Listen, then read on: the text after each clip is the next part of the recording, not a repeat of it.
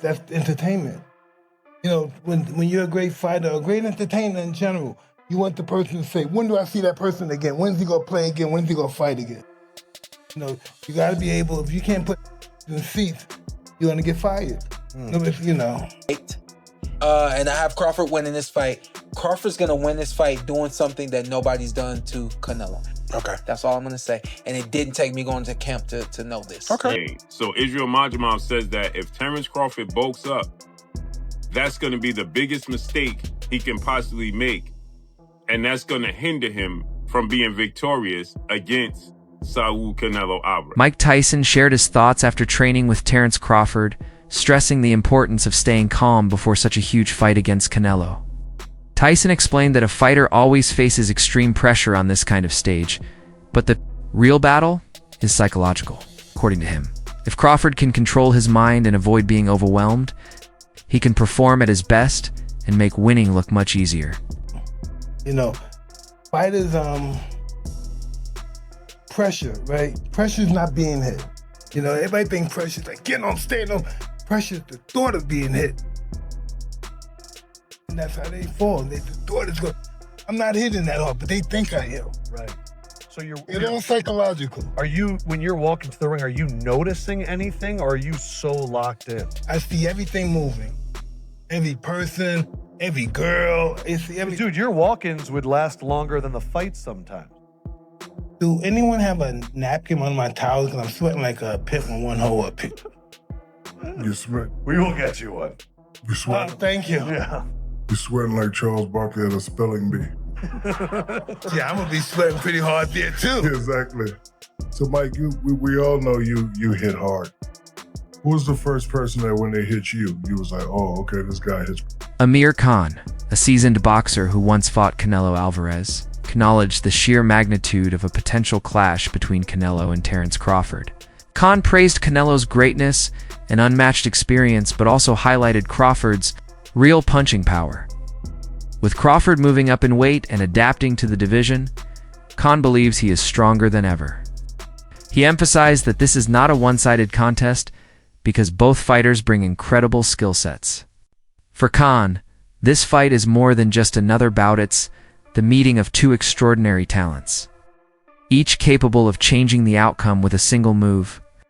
While he admires Canelo's dominance at higher weights, he also warns that Crawford's ability to adjust and rise to new challenges makes the showdown very hard to predict. He did that to Canelo after, so to your point, can Crawford do the same? Coming up from 54 and 47, can he, or will that, throw off the catch and shoot? I was gonna catch and shoot, You're not catching I'm not catching and shoot. We're catching and resetting and getting out of this range for a minute or two. That fight where Arrow came back to the corner, I had a look on my face, I guess. My dad said, what's wrong? I said, nothing. Like, classic Sean, nothing. He said, Sean, tell me what's wrong. I said, my legs are kind of tight. He said, your legs kind of tight? He looked back, looked behind him. He would always do this and look back at the other corner. I don't know why. He looked back at them. There's a habit probably. He said, all right, we're not going to use our legs so much this round. And I was thinking to myself, like, I need these legs. I'm not trying to wear these shots. So, to your point, when there's a feeling, when the nervous system goes out, where does that adjustment take place? Do you trust the adjustment? Do you implement it? So that next round I did settle down a little more. I was lost the round. Whatever. Hello. I know around him. Chill out. Know around him. Short as water on you. So we got some time until this fight. So we ain't gotta pour it all out at one time. We'll work our way up to this one. Try to get on big guests to lead up to the fight. Expect some more very, very big guests and expect some very, very big things from the Puerto Rico podcast the week of Crawford versus Crawford versus Canelo versus Crawford takes place here. What is that? September 6th? 13th. I was just gonna say, I've been critical of the fight because I felt like it serves as a foreground to the Ali. Analysts have raised concerns about Crawford's age and lack of experience at higher weight classes. By the time this fight happens, Crawford will be 38 years old. an age where natural decline becomes a serious factor. While he did step up to 154 pounds against Israel Madramov, that one fight hasn't convinced everyone he's ready to take on a proven champion like Canelo. In boxing, age affects speed, reflexes, and recovery, all critical against a relentless opponent. Analysts argue that while Crawford's skills remain razor-sharp, his body may not respond with the same intensity it once did. They see this fight as the biggest test of his career technically, physically, and mentally. Being successful, September 13th, Las Vegas, Nevada, Allegiant Stadium, when he takes on another first ballot Hall of Famer, 4-division world champion, 2-time undisputed world champion, and reigning undisputed super middleweight world champion, Mexican superstar boxer Saul Canelo Alvarez, who is 63 wins, 2 losses, 2 draws, 39 wins by way of knockout. Terence Crawford had one fight at 154. That was against Israel Madramov, the WBA junior middleweight world champion, right? And since then, Terence Crawford has moved up now to 168 to challenge Canelo Alvarez, okay? And so prior to that, he spent 5 years at what? Welterweight. So the concern that people have for Terence Crawford, rightfully so, is that Terence Crawford will be 38 years of age 2 weeks after the fight. So he's 37, okay? Terence Crawford has one fight at 154. Prior to that, Terence Crawford has been competing, okay, since 2018 for the last 7 years at 147. Since June of 2018, he's been fighting at 147. His only fight outside of that division in the last 5 to 6 years was his fight against Israel Madramov at 154, which he won, unanimous decision. I thought he handily won, but people thought that he struggled. Israel Madramov is now 10 wins, 2 losses, 1 draw, 7 wins by way of knockout because he lost his last fight to Mexican superstar, WBC junior middleweight interim champion, Virgil Ortiz Jr. Crawford and his team continue to emphasize their preparation, making it clear they won't repeat the mistakes Jermall Charlo made in his loss to Canelo. Crawford insists he is not Charlo, pointing to his discipline, ring IQ, and unique style. His team is building strategies based on movement, precision, and smart pacing. They believe brute strength won't beat Canelo. Instead, the plan is to frustrate him with defense and strike effectively with counters. Training camp has been intense, with conditioning and sparring sessions designed to replicate Canelo's power and pressure. Team Crawford just revealed that they're currently working on making sure that the Omaha native doesn't end up like Jermall Charlo this coming September 13th when he faces Canelo Alvarez. Now this report comes from Boxing Scene, wherein it was just revealed by somebody from Crawford's camp that Terence Crawford is, quote, wary of repeating the mistake that former 154-pound champion Jermall Charlo made to a new weight limit without consideration of other factors. Boxing Scene further elaborated by saying that Crawford wants to retain his ability to fight with fluidity, maximizing the effectiveness of his power punches from both hands and ability to fight from a southpaw stance. With that said, Crawford's camp is now on full lockdown from the media or any sort of distraction up until fight week. Now, it's definitely worth considering that Analysts also point out the risks of weight gain as fighters move up divisions, since speed and agility often suffer. Crawford, now entering heavier territory, has fueled debate with recent photos showing him looking noticeably bulkier. Still, experts caution that pictures can be misleading due to lighting and angles. The real question remains, will Crawford keep the quickness that has always been his biggest weapon? Extra muscle adds power, but it can also reduce endurance and flexibility. Because the man is simply human. I mean, the more you age and the more weight you gain, of course you're going to be slower. Now, that doesn't mean that he won't be an elite fighter anymore. No, of course not. When you talk about special fighters like Terence Crawford and Canelo Alvarez, they can handle themselves against anyone on any given night in the worst circumstances possible. That is a fact, ladies and gentlemen. So let's get back into the discussion when it comes to Terence Crawford carrying the 168 division when it comes to the 168 pound weight. So if you actually think about it, Terence Crawford, how is the man looking right now? I know, yes. I know that we have seen the new pictures of Crawford with him looking absolutely massive, but I actually talked about this in one of my previous videos, ladies and gentlemen, which you can go back and check out. Terence Crawford, don't let these pictures fool you, ladies and gentlemen. Don't let these pictures fool you. Yes, of course, Terence Crawford gained weight, but the pictures make it seem like Terence Crawford looks like a heavyweight. Let me tell you this, ladies and gentlemen, the lighting and the pump and the angle, everything plays a part in how you look in pictures. You know what I mean? Like, this is a fact, ladies and gentlemen.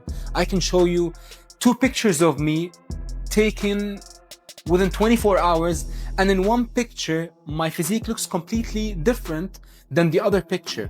One picture I can take after having a unbelievable workout, with a nice sweat on, with a nice pump, with some nice lighting, and a nice angle. I would look completely different than when I look right now or getting out of bed.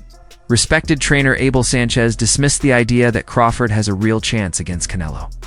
He described the fight as more of a sparring session than a genuine contest, arguing Crawford is simply too small to compete with Alvarez.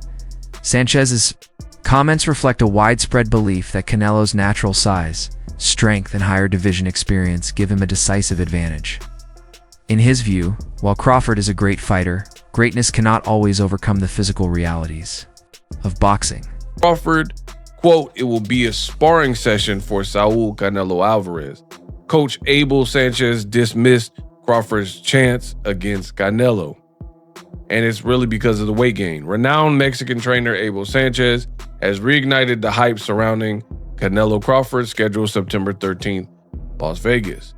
Speaking to The Ring, Gennady Golovkin, trainer, says, quote, Crawford is a great fighter, but that's why weight divisions exist. Canelo has proven that when he moves up, he faces and beats the best in each category.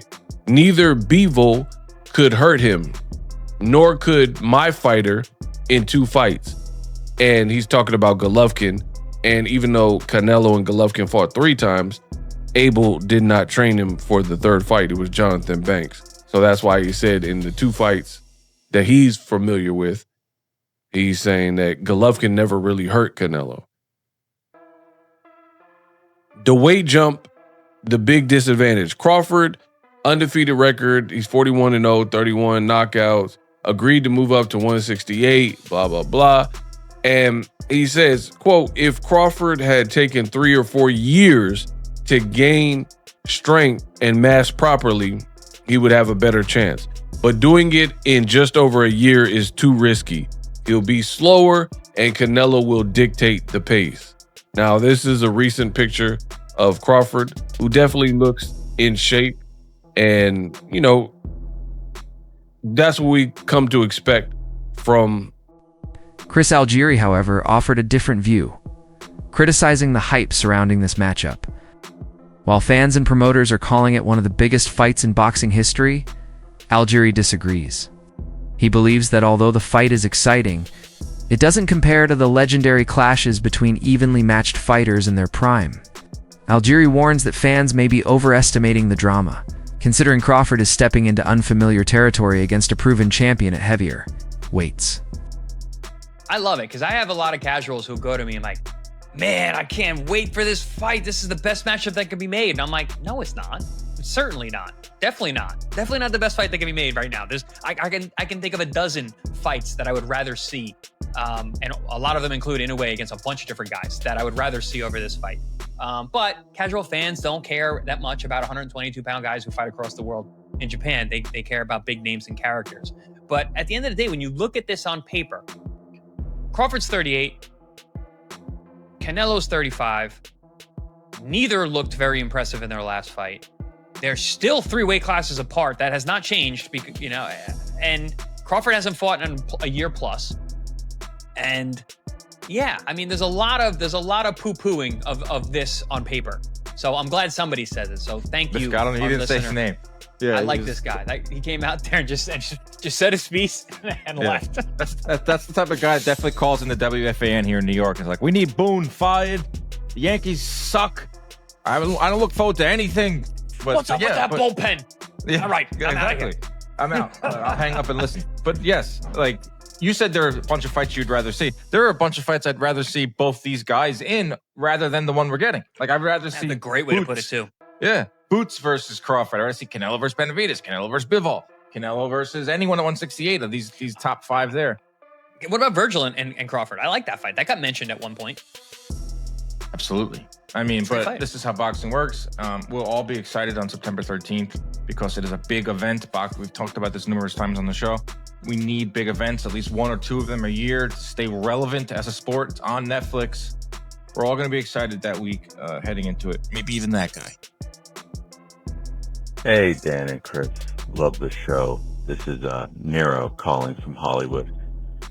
I was wondering, with so many people taking Bud Crawford to win, I think at one point it felt like a hot take, and now it's becoming sort of a standard take. I hope this isn't too much of an abstract question, but can you think of another time where someone chose what seemed to be a hot take and then become the regular take? And what was the result of that fight? Personally, I think it's a bridge too far for Bud Crawford, and I think people are underestimating Canelo, but who knows?